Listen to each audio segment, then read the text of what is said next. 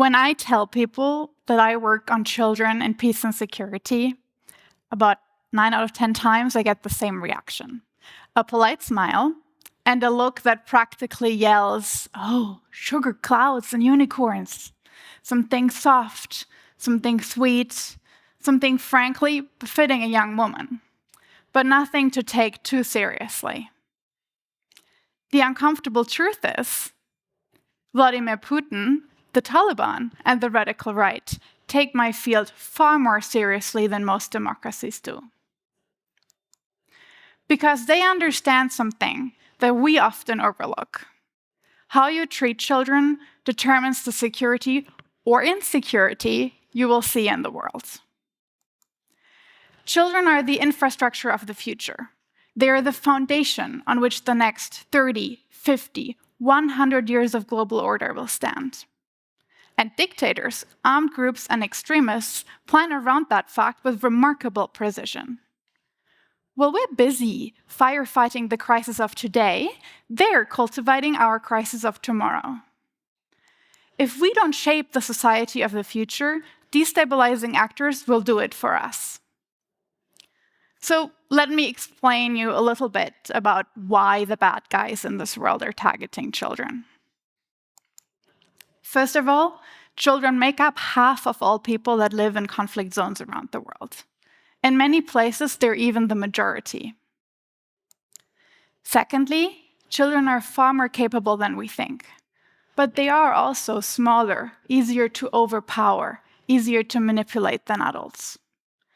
That makes them ideal for acts of sabotage, intelligence gathering, or recruitment, which are all tactics that violent actors rely on. Third, children embody the future of their families and communities, quite literally. That makes them prime targets for actors who want to strike where it hurts the most and lasts the longest.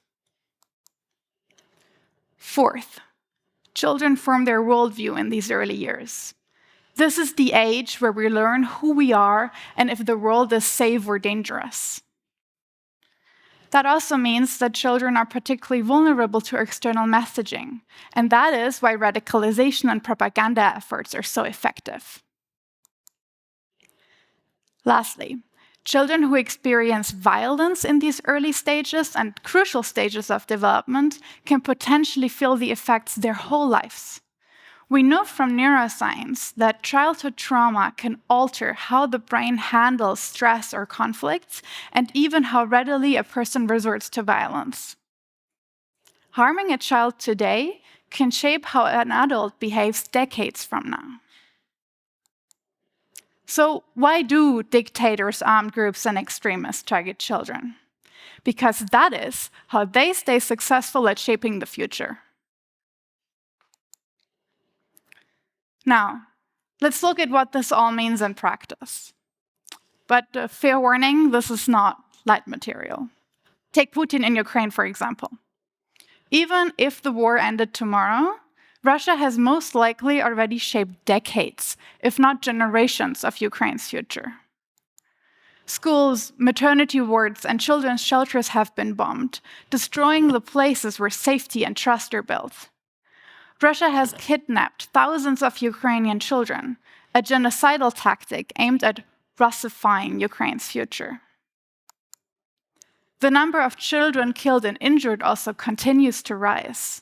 In spring 2025, child casualties rose by 200%, after the previous year had already seen a 50% increase. And that's not all. Ukrainian children and teenagers are also being manipulated through gaming apps to share information on critical infrastructure, or are even pushed into acts of sabotage on behalf of Russia, turning them against their own communities.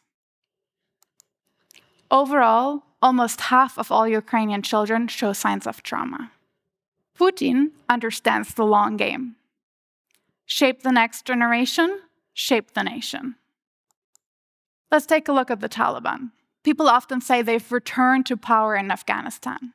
But the Taliban leaders today are in their 20s and early 30s. Many weren't alive or can barely remember the last Taliban regime. This is not a return. This is a new generation. Years before the takeover, they started indoctrinating children as young as 6 years old. Thousands of teenagers were trained and deployed as fighters. The Taliban built an army from the ground up, long before the world ever noticed. And in 2021, the Taliban's march on Kabul came as a surprise to us, not a surprise to them. Because the Taliban understand the long game. Train the children, train an army. And then we have the extremists at home. Across Europe, these groups are targeting younger and younger children, some as young as 11 years old. For example, in Germany, teachers and opinion polls are noting a visible shift to the right, fueled by platforms like TikTok or Telegram. And these aren't just isolated impressions. Official data shows that in several European countries, minors made up as much as 30% of all terrorism charges in 2024. The total numbers are still low, but the trend is concerning. In France, that number was 9 times higher than just 2 years earlier. Extremists across Europe understand the long game. Shift young minds, shift political power. So, why should we care? Because while democracies think in election cycles and budget years, destabilizing actors like Putin, the Taliban, and extremists in Europe plan in decades, and they have already started shaping the next generation according to their intentions, not ours. And that means we're always one step behind.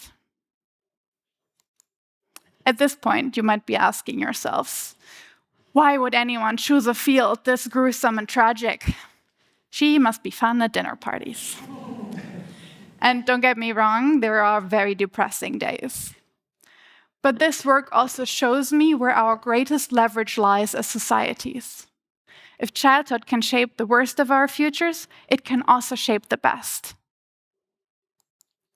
So, what can we do?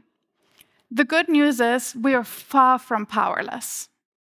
For one, let's try and stop the bad guys. We cannot treat child recruitment, youth radicalization, and violence against children as side issues, as humanitarian challenges we only deal with if we have leftover capacity. These are strategic attacks, and they require strategic countermeasures. The same way that governments track militia networks, arms deliveries, or cash flows. Also, we need to learn to protect the children. Because you build a peaceful future by building children's resilience today.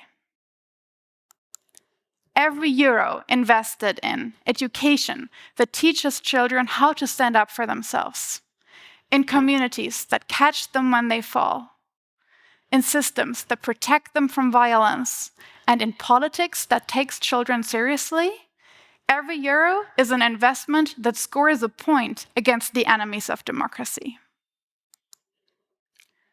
Children are not the soft side of security. They are the foundation of it.